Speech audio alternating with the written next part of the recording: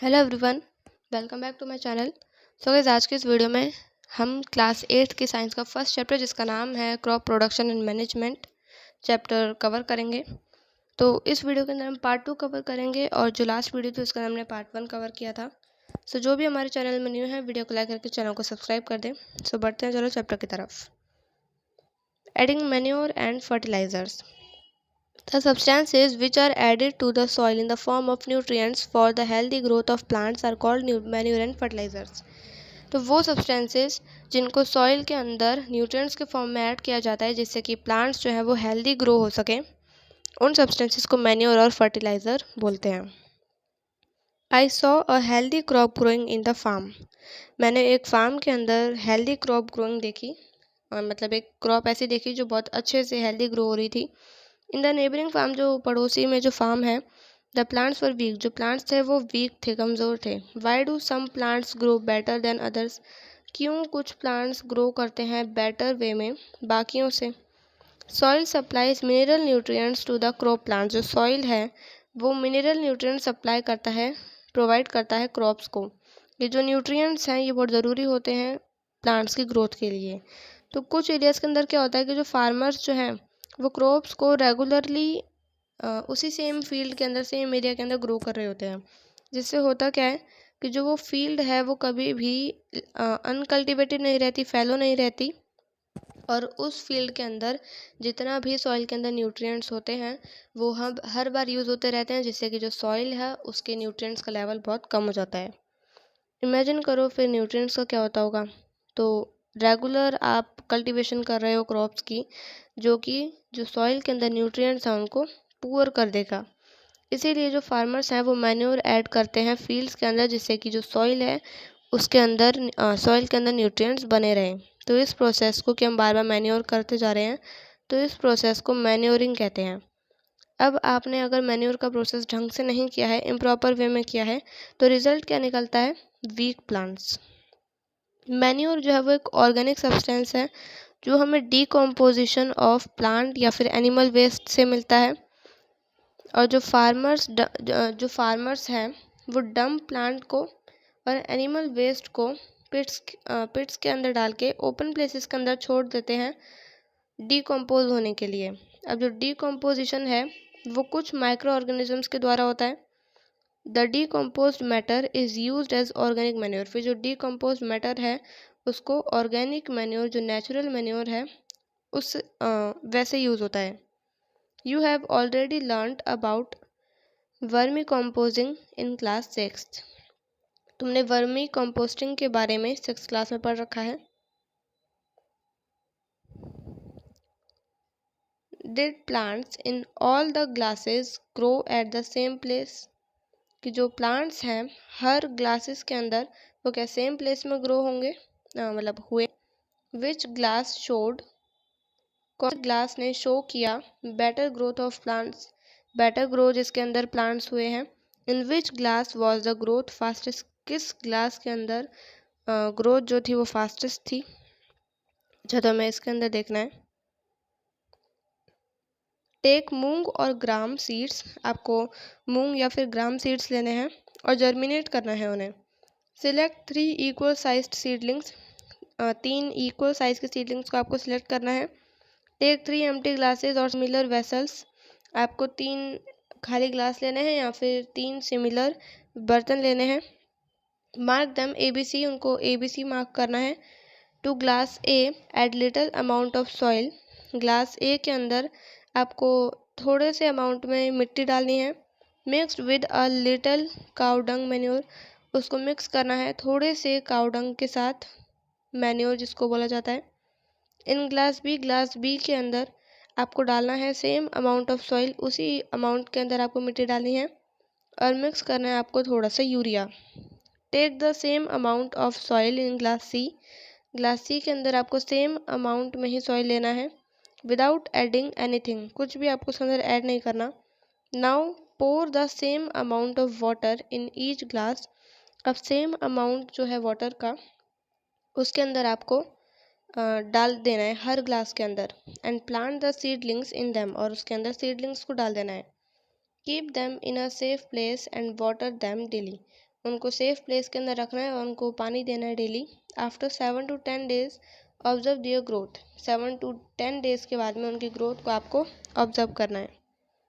1.3 B के अंदर आपको फिगर दे रखी है।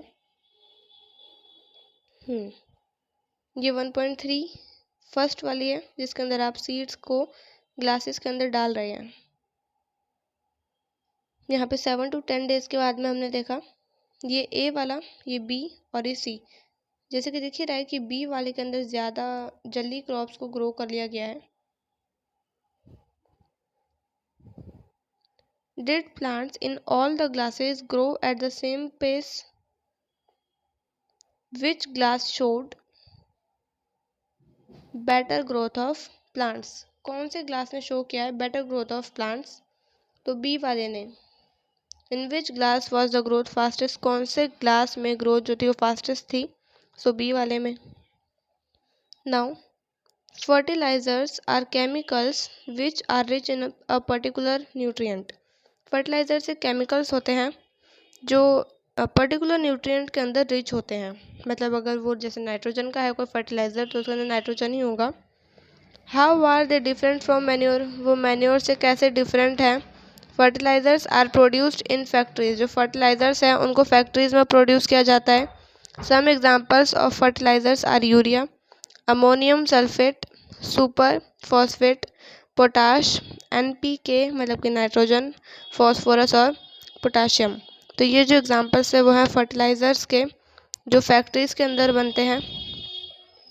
The use of fertilizers has helped farmers to get better yield of crops such as wheat, paddy and maize. अब fertilisers का यूज़ करके फार्मर्स को एक हेल्प हो जाती है कि वो बेटर यील्ड, बेटर क्वांटिटी के अंदर क्रॉप्स को ग्रो कर सकते हैं जैसे व्हीट, पैडी और maize. But excessive use of fertilizers, पर अगर आपने ज़्यादा फर्टिलाइज़र्स का यूज़ किया है, has made the soil less fertile, तो सॉइल को फिर वो कम फर्टाइल कर देगी। Fertilizers have also become a source of water pollution. जो फर्टिलाइज़र्स हैं वो भी वाटर पोल्यूशन का एक सोर्स है। इसीलिए in order to maintain the fertility of the soil, अगर आपको सॉइल की फर्टिलिटी को मेंटेन रखना है, we have to substitute fertilisers with organic manure और leave the field uncultivated in between two crops. So हमें फर्टिलाइज़र्स को ऑर्गेनिक मैन्योर के साथ में ऐड करना होगा और दूसरा फील्ड को अनकल्टिवेटेड छोड़ देना है दो क्रॉप्स के बीच में।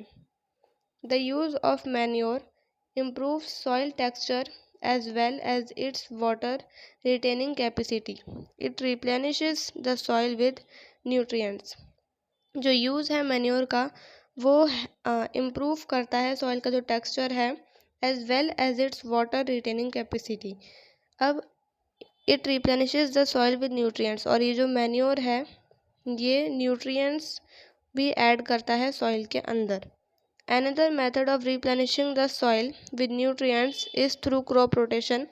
दूसरा, आप अगर सॉइल के अंदर रिप्लेनिश करना चाहते हैं न्यूट्रिएंट्स जैसे कि, तो उसके अंदर आप दूसरा प्रोसेस कर सकते हैं जैसे कि crop rotation.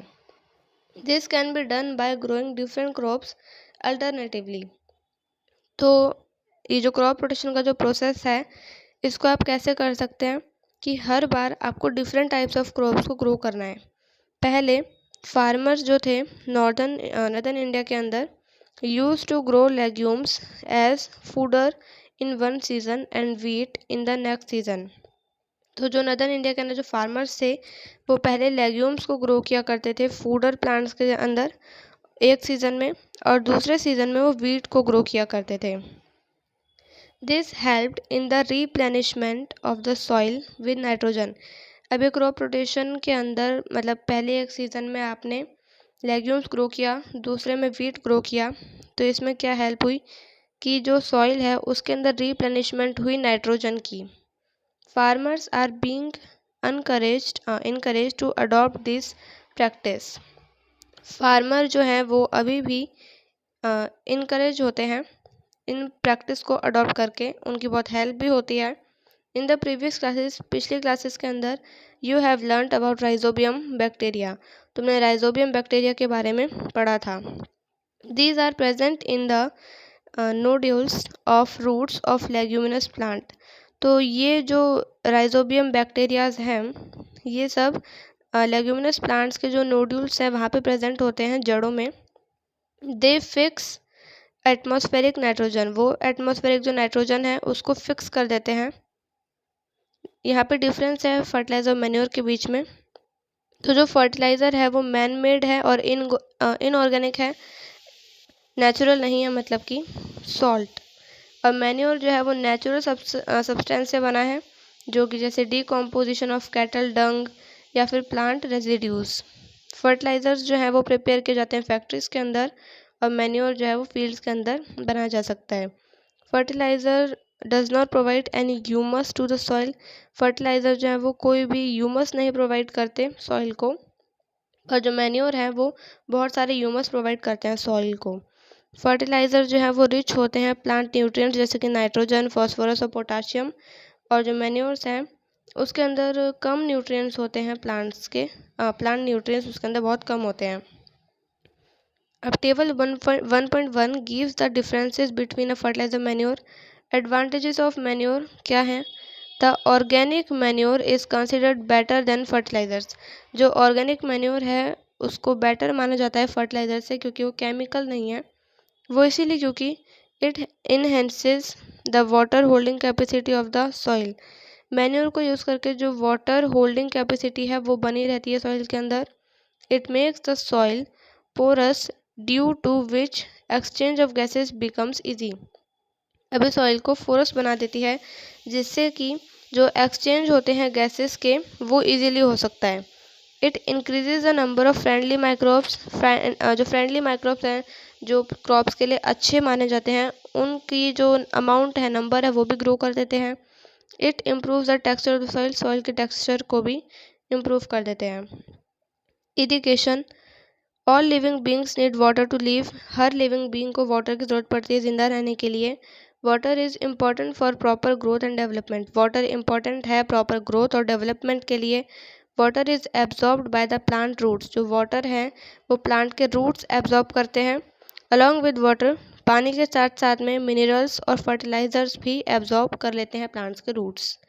Plants contain nearly 90% water. Plants के अंदर लगभग 90% पानी होता है। Water is essential. वाटर ज़रूरी है क्योंकि जर्मिनेशन जो है सीड्स का वो नहीं आता under dry conditions.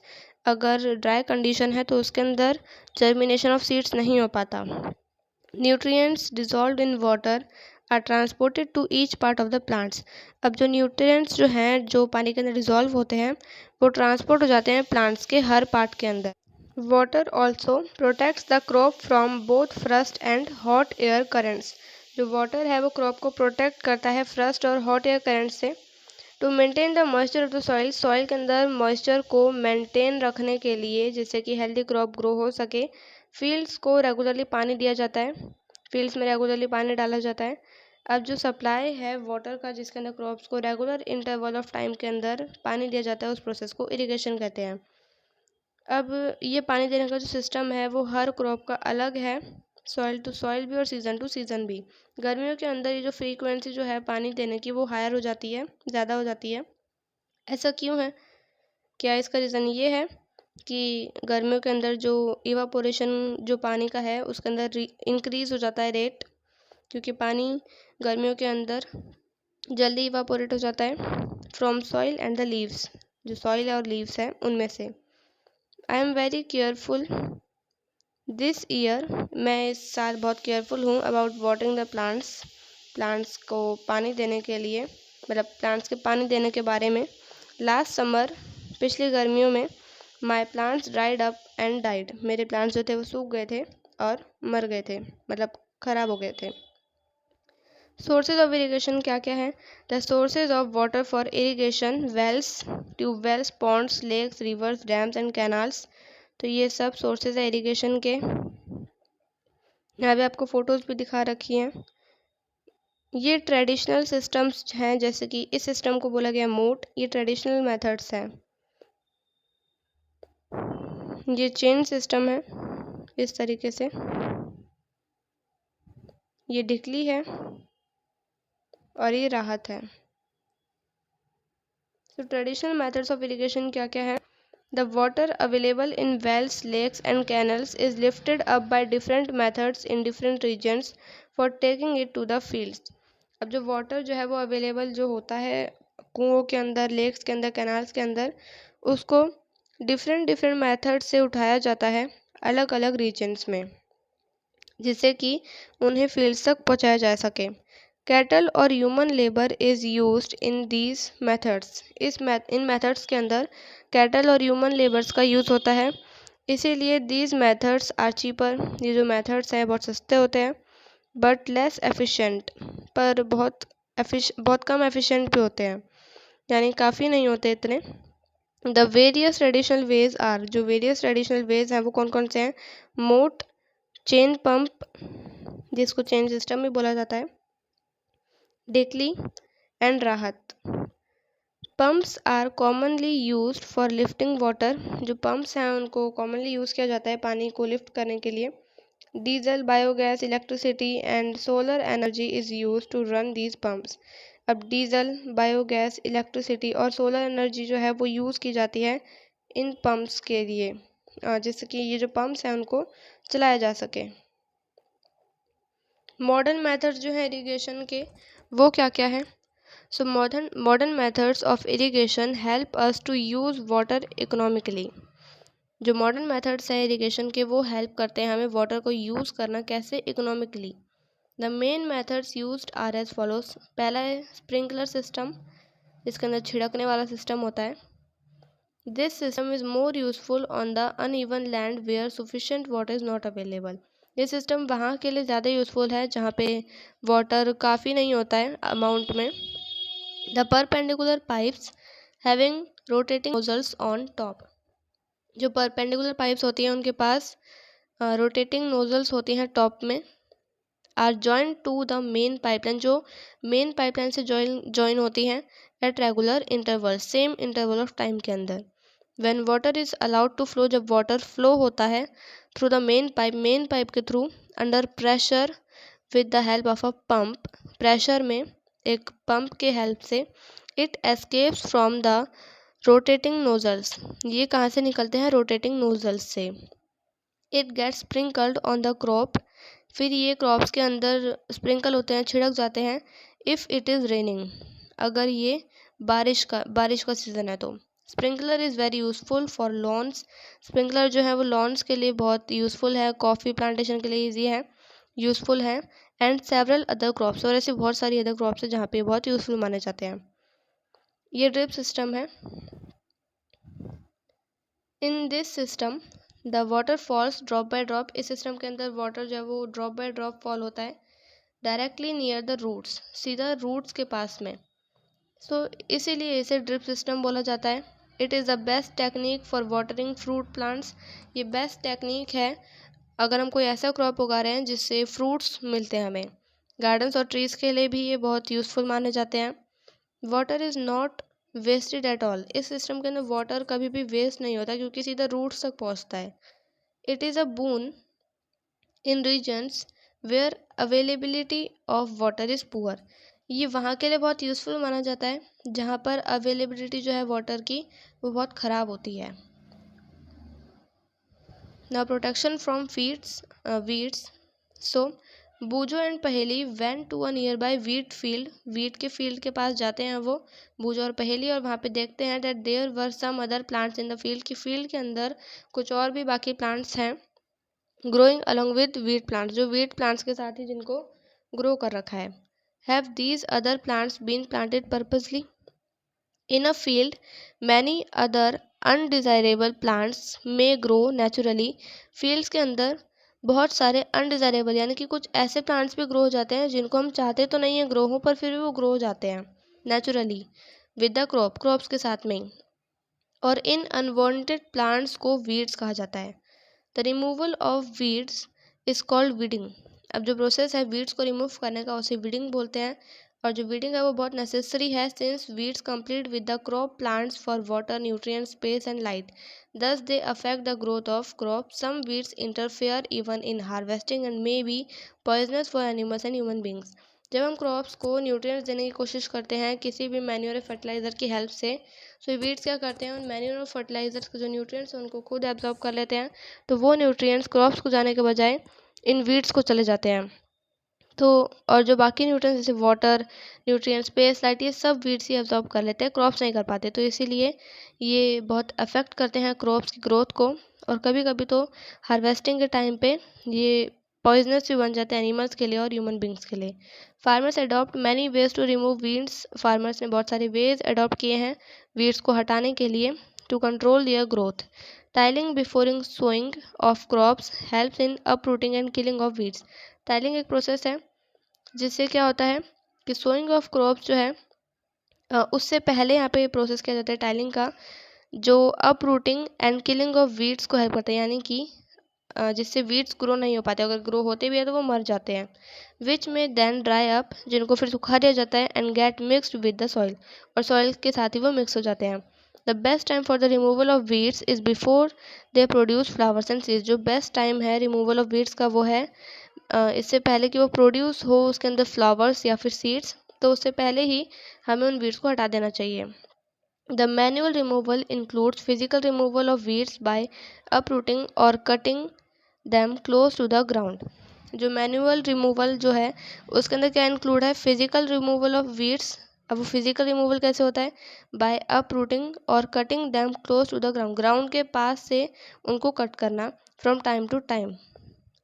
This is done with the help of a khurpi. इसको खुरपी की हेल्प से किया जाता है।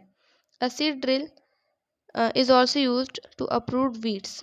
सीड ड्रिल भी इस प्रोसेस में यूज़ होता है। Weeds are also controlled by using कुछ केमिकल्स का यूज़ करके भी जो वीड्स हैं उनको कंट्रोल किया जाता है, जिनको वीडिसाइड्स बोला जाता है। Like 2,4-D, these are sprayed in the field. जो फील्ड्स के अंदर डाले जाते हैं जिससे कि वीड्स जो है वो मर जाए, ग्रो ना हो पाए। They do not damage the crops, ये क्रॉप्स को डैमेज नहीं कर पाते। फिर द मतलब ये जो वीडिसाइड्स जो है केमिकल, जो ये क्रॉप्स को डैमेज नहीं करता। The weedicides are diluted with the water to the extent required and sprayed in the fields with a sprayer. इनको स्प्रेयर के साथ में, स्प्रेयर की हेल्प से छिड़का जाता है फील्ड्स के अंदर। एज ऑलरेडी मैंशन, जैसे कि पहले मैंशन कर दिया गया था, the weedicides are sprayed during the vegetative growth of weeds before flowering and seed formation. जैसे कि पहले बता दिया गया था कि इससे पहले कि जो वीड्स हैं उसके अंदर कुछ सीड फॉर्मेशन हो या फिर वेजिटेटिव ग्रोथ हो, तो हमें उससे पहले उनको कट करते जाना होता है। स्प्रेइंग ऑफ वीडिसाइड्स में affect the health of farmers. जो स्प्रेइंग है वीडिसाइड्स का वो फार्मर्स की हेल्थ को अफेक्ट कर सकता है। So they should use these chemicals very careful. तो इसलिए हमें मतलब उन फार्मर्स को इन केमिकल्स का बहुत केयरफुल यूज़ करना चाहिए।